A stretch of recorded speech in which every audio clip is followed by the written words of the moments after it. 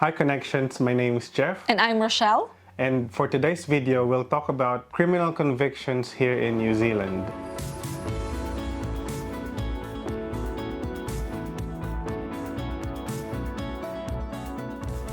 Serving you with the right connections.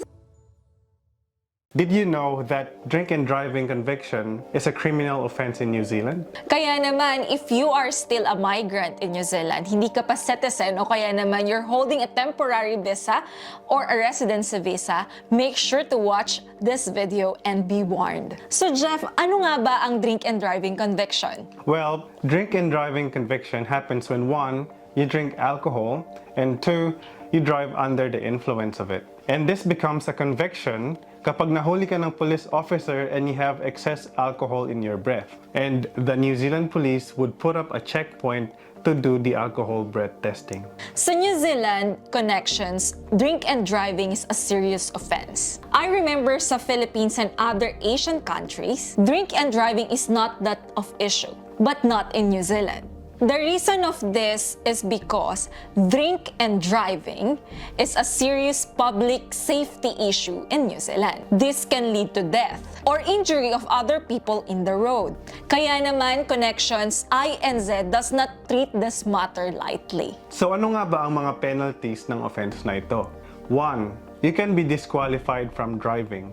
2, 50 demerit points para sa inyong driver's license. And number 3, you can be fined or be imprisoned. Ano namang consequence nito sa mga temporary work visa holders or residence visa holders na mga kababayan natin? That's a very good question, Jeff.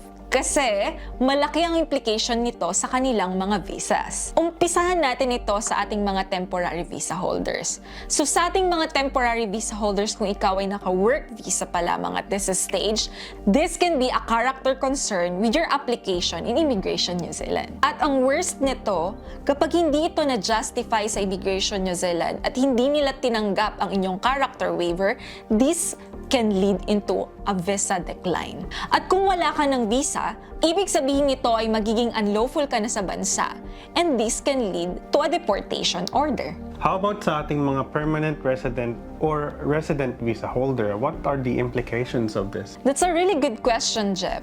Sa ating mga permanent resident at saka mga residency na ng New Zealand, you have to be careful not to commit this conviction. Since residency visa still have a visa expiry, at kung ikaw ay meron kang criminal conviction of drink and driving, this can still lead to permanent residency visa decline and even deportation. Kaya naman kung ikaw isang resident visa holder and convicted ka into multiple drink and driving offense, you may become liable for deportation within 5 years of obtaining your residence visa. Ibig sabihin na to, you will not be eligible for a permanent residency within 5 years. Of course, unless a character waiver is granted on your case. Kaya naman, Connections, please do not commit this conviction.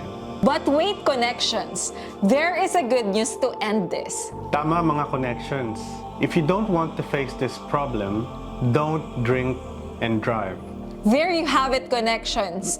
Para hindi maapektuhan ang inyong visas, ang inyong application sa Immigration New Zealand, hindi ma-question ang inyong character. Again, gaya ng sabi ni Jeff, do not drink and drive. So Connections, please like, share, and subscribe on our YouTube channel and as well as our other social media accounts. So Connections, huwag magpapahuli sa mga bagong updates at videos and posts ng Nations Connect Immigration and Recruitment. Again, this is Rochelle. And this is Jeff. Serving you with the right connections.